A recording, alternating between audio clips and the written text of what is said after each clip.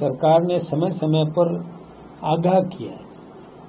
फरवरी की ये मेरे पास में सूचना है, 27 फरवरी 2025 को सभी विद्यालयों को सुरक्षा मानकों की पालना सुनिश्चित करने के दिशा निर्देश दिए थे।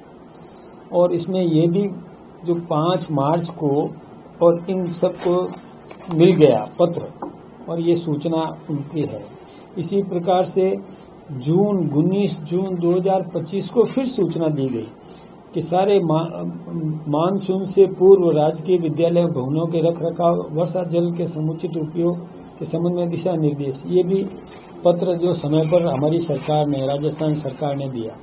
यही नहीं, 14 जुलाई को भी इनको फिर से निर्देशित किया गया कि कहीं पर भी किसी प्रकार की कोई भी दुर्घटना नहीं होने पाए। यह सुनिश्चित करें कि कक्षा कक्ष की छत सुरक्षित हो, उसमें सीलन, पानी टपकना, प्लास्टर, पट्टी आदि क्षतिग्रस्त न हो। ये यदि है तो विद्यार्थियों को वहां नहीं बिठाया जाए। ये इस प्रकार की सूचना, ये पत्रक मेरे सामने पड़ा है, राजस्थान शिक्षा निदेशक द्वारा जो जारी किया गया।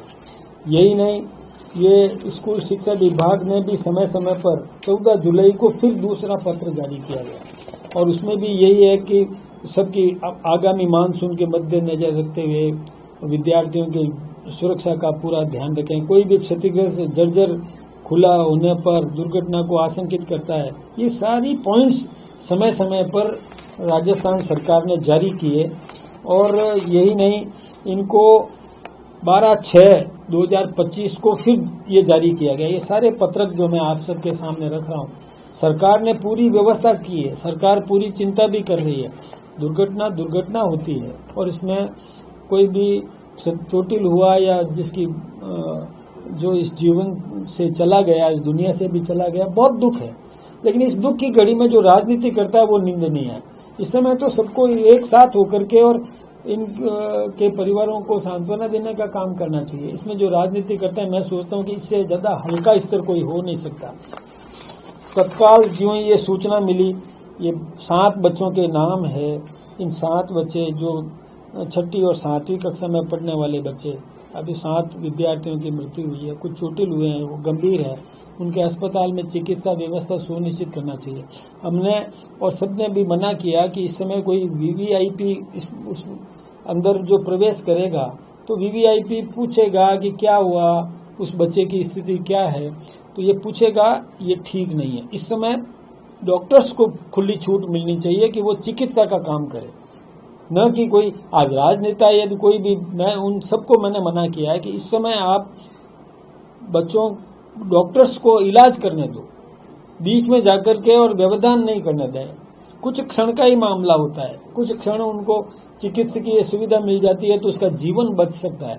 इसलिए राजनेताओं को अंदर घूम करके नहीं, पहले व्यवस्था को संभालें, व्यवस्था सुनिश्चित करें। इसलिए मुख्यमंत्री जी को भी हमने यही निवेदन किया कि एक बार व्यवस्था सुनिश्चित कर दो। जो निर्देश देने हैं, डॉक्टर्स की टीम भेजनी है, कुमुक भेजनी है, वो भेजना है, वो सारा का सारा व्यवस्था करने के निमित्त जाना चाहिए।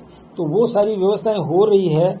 वहाँ जवाबदारी भी सुनिश्चित की है कि जब ये सारे निर्देश समय समय पर दिए गए, ये सारे निर्देशों की प्रतियां यहाँ मेरे सामने मौजूद है, ये सारे वेरीफाइड है।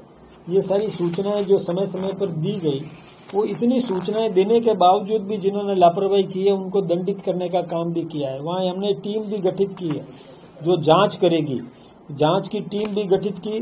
जांच की टीम गठित करके प्राथमिक स्तर पर हमने इन लोगों को निलंबित किया। वो ठीक है, जांच की जगह है, निलंबित करना एक अलग विषय है।